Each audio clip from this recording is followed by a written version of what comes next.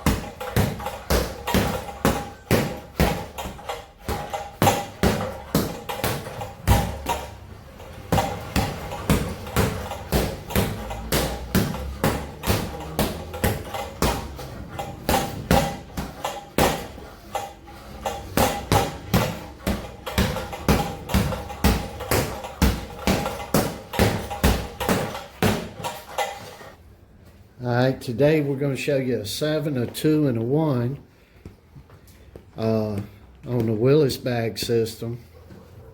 And it's going to be a jab, then a right cross, and we're going to use the 1 as a left hook to the head.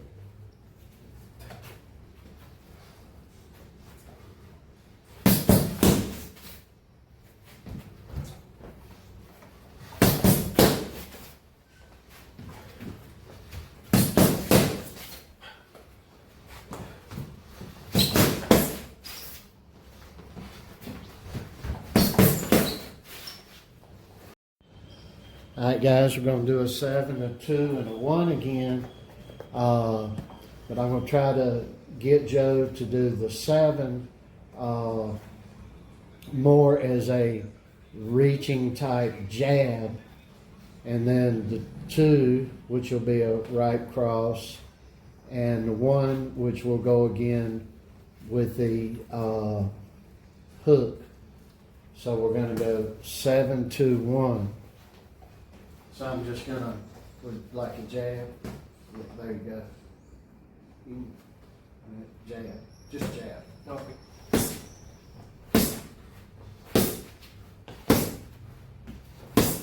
All right.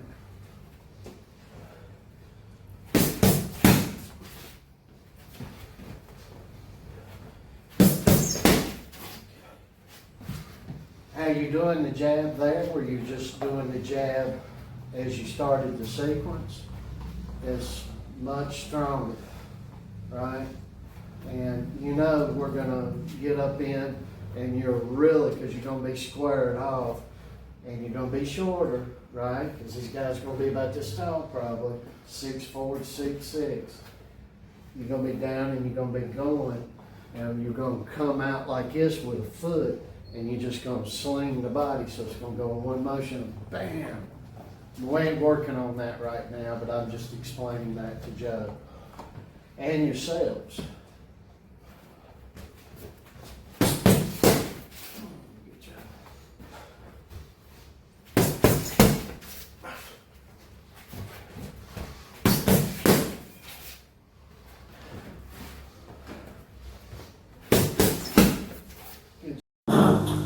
All right, guys, we're going to have some easy power work now. Joe's going to do 100, 100, and 100. He's going to do 100 push-ups, 100 body weight squats, and 100 calf lifts.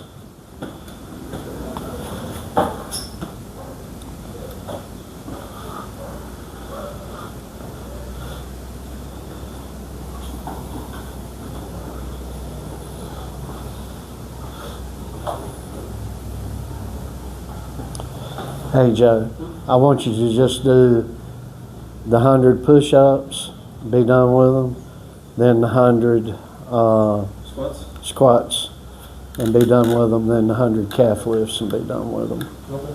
So we're going to do this. Joe normally will go from the push-ups to the squats to the calf lifts on this particular series of stuff we do.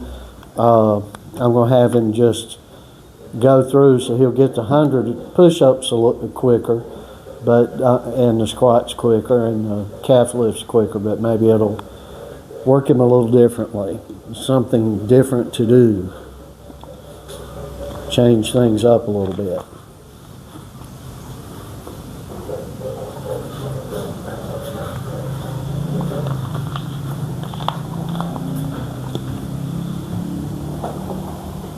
And I want to stress, for the style we do, Joe has to vigorously work his back as well. We'll show you another video this week that'll have some back stuff in it. Joe stretch and stretch and stretch beforehand because these things are terribly, the style he uses and the way he fights is terribly difficult on the back. But we build a lot of strength around here. You got to have it for the way we pursue this deal.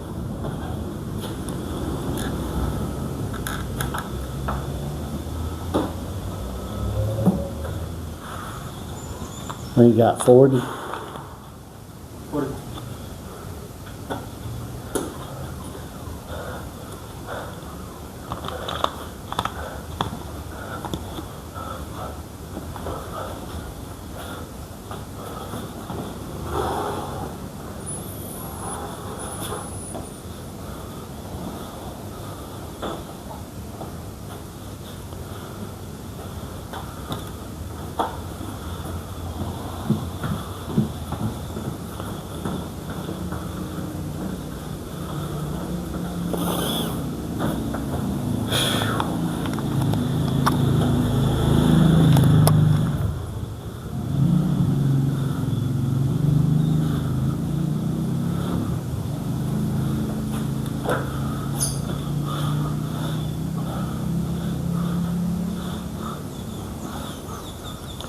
Notice how one set he'll put the elbows out to his side further, and another set he'll bring them back in a little further. And when he brings them in, notice he's got his left a little further out than he has his right. That's by design. If you're orthodox, I'd suggest you do the same thing. You want to come out, whether you're orthodox or unorthodox, whether you convert or whether you don't, you want to cock out maybe 2 more inches, maybe 4 more inches, your weaker arm's elbow than you do your stronger arms, and take it back and forth, because eventually, if you're right-handed, for example, and you're working on the left so much, you will notice that your left will get stronger than your right, so you go back and forth with it, with this stuff. There's a method behind the madness of it all for this art. Of course, you're playing football, or when I say football, I mean U.S. football, or basketball, or wrestling, or something else. You can go a little different. You'll be more uniform.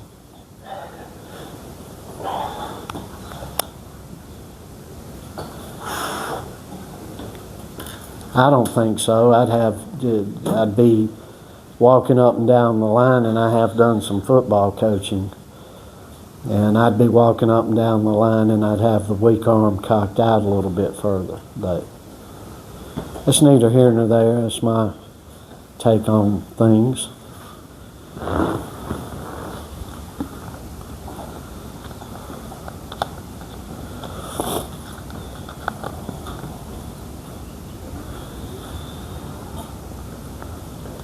Is it working the heck out of that left? Yeah. We did a lot of jabs today, and Joe throws power jabs. There's nothing, we don't throw no easy things. Nothing's easy. Nothing's meant to be soft to set something else up. It's meant to all be hard and thrusting with damn near 100 on power with every single punch that is thrown.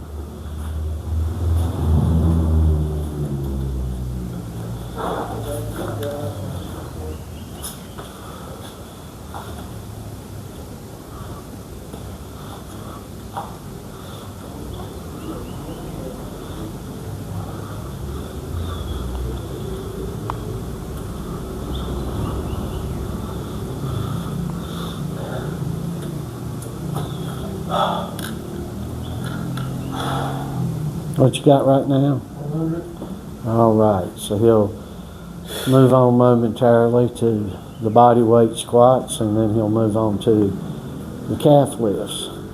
So right here he's just squatting. I'm going to kind of hold this up so I don't have to, but you guys see, you know, it's not going all the way down. You don't need to.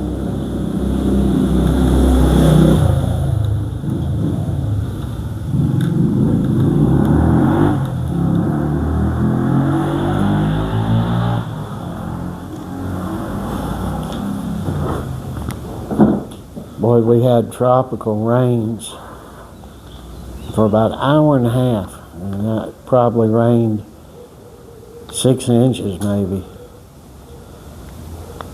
more. I don't know how to measure rainfall really, but it was a tropical raining.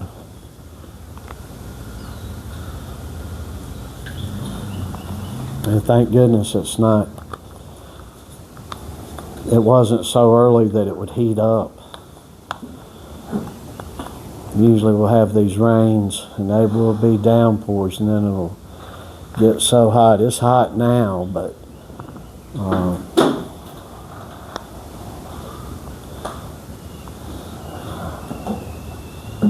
not too terribly hot.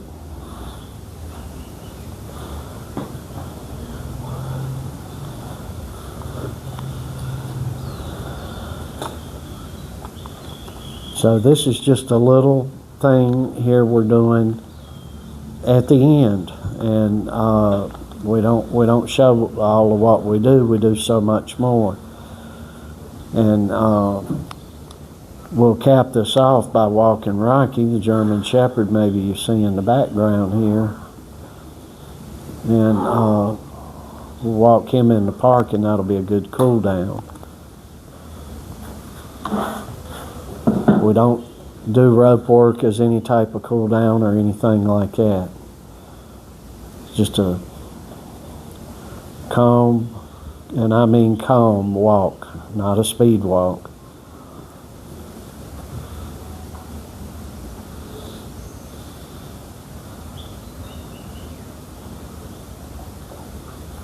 And you don't want to shower either after if you do a very vigorous workout, or you have you're in a fight,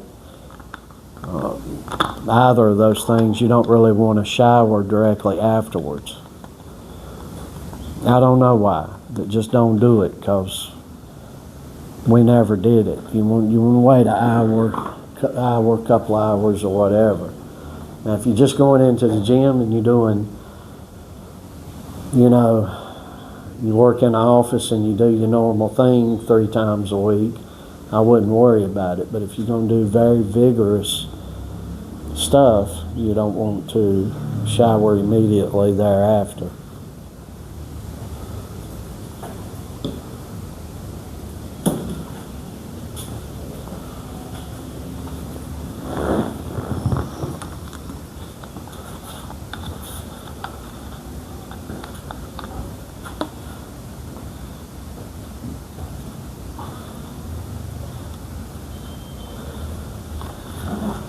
Don't want to do anything quick after, even with these this little bit of calisthenics here. It does work your muscles, and there's acidic values to your muscular development there that go towards the muscles, and you don't want to immediately spread that throughout your body. You don't want to get a rub down or get a massage afterwards either.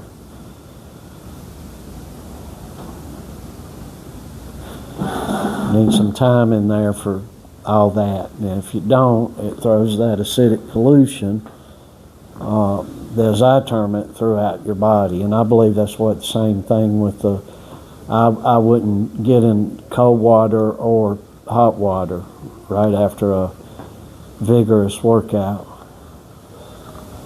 I wouldn't do it after this. Of course, we've done a lot more, but just this that we've shown you, I wouldn't do it then.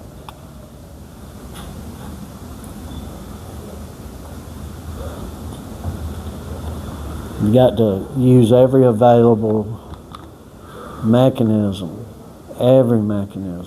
to your advantage. They used to tell guys, don't, if you got a girlfriend, don't be around them while you're training for a fight. Is it necessarily that action, the action that you would do? No, it's the rigmarole and everything involved in it, not the act itself. But there's a good reason why Usyk and many others go off to a training camp and are not bothered with or pressured or any of the other, but by influences, any.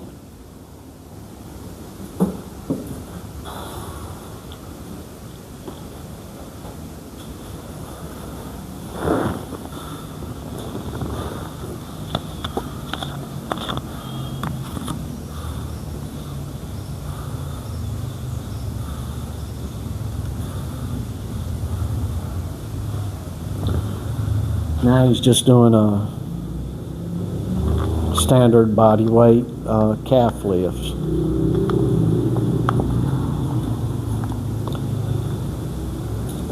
And this 100 calf lifts, it may not build anything on him, but it'll help maintain.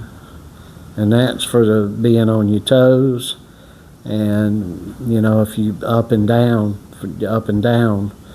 motions that you have in the ring.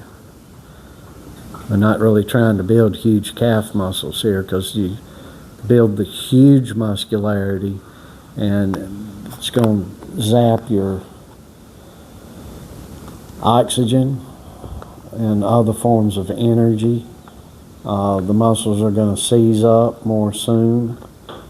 And we do a lot more building of the body than damn near everybody around today, but however,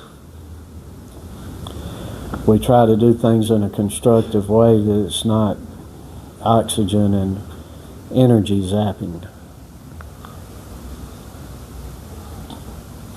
And you see these bigger guys, they intimidate most people.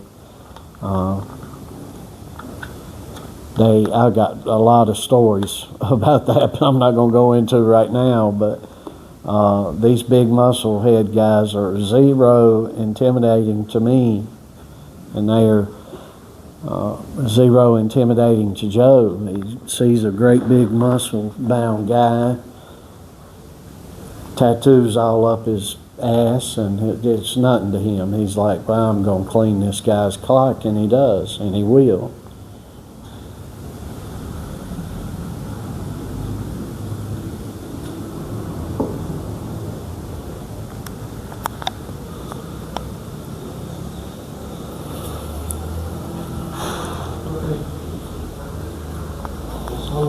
All right, so that was just 100 each as a little baby workout.